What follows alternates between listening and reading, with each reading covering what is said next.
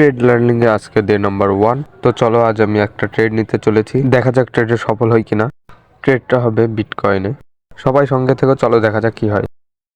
So guys, এখন time হচ্ছে 5:35। আর এই যে চার্টটা দেখছো, এটা ছিল বিটকয়েন। এখান থেকে একটা ট্রেড নেওয়ার সম্ভাবনা রয়েছে, আর এই ট্রেডটা হতে পারে নিচের দিকে। কেন, চলো তোমাদেরকে এটা আমি বলি। প্রথমত নিচের সাপোর্ট থেকে একটা ট্রেড লাইন মতন রয়েছে, আর দেখো এই ট্রেড লাইন কিন্তু ব্রেক করে ফেলেছে। যে ক্যান্ডেলটা চলছে 5 মিনিটে, এই ক্যান্ডেলের উপরে স্টপ লস রেখে নিচে টার্গেট রাখতে পারি ডিমান্ড জোনের আশেপাশ পর্যন্ত, কারণ ডিমান্ড জোন থেকে আবার মার্কেট রিভার্স করতে পারে। যাই হোক, আমি এন্ট্রি তো নিয়ে নিলাম, কিন্তু তোমাদের দেখাতে পারলাম না। চলো প্রফিটটাই দেখাই। চলো এই ট্রেডের দেখি রিস্ক টু রিওয়ার্ড কতটা রাখা যায়।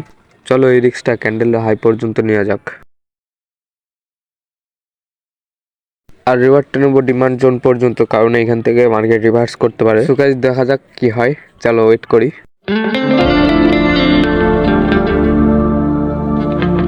চলো এখান থেকে এসএলটা আর টার্গেটটা লাগিয়ে দিই।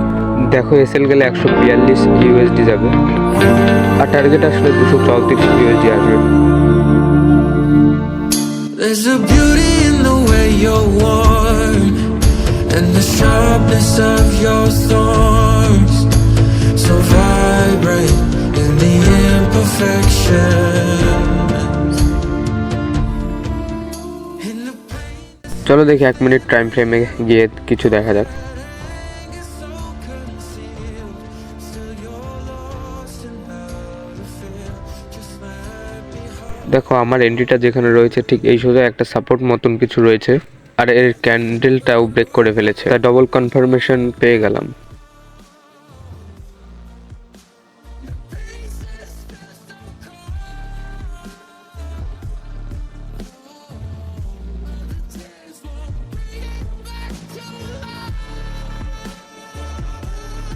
গাইস দেখো, প্রায় আমার টার্গেট পৌঁছতে চলেছে। টার্গেটটা মডিফাই না করলে হিট হয়ে যেত এতক্ষণে। দেখো যে ডিমান্ড জোনটা আমি আঁকছি, এই ডিমান্ড জোন ব্রেক করলে আরো নিচে যেতে পারে, কিন্তু এত মার্কেট ফল করেছে তাই অ্যাকুরেসিটাও একটু কম, তাই এইখান পর আমি টার্গেট রাখলাম।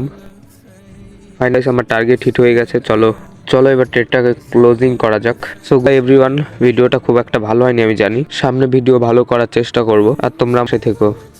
গাইজ দেখো, যে অ্যানালাইজটা করেছিলাম এখন তার রেজাল্ট, কারণ আমি মনে মনে ভেবেছিলাম এই ডিমান্ড জোন থেকে করতে পারে, কারণ মার্কেট এত স্পিডে ফল করেছে।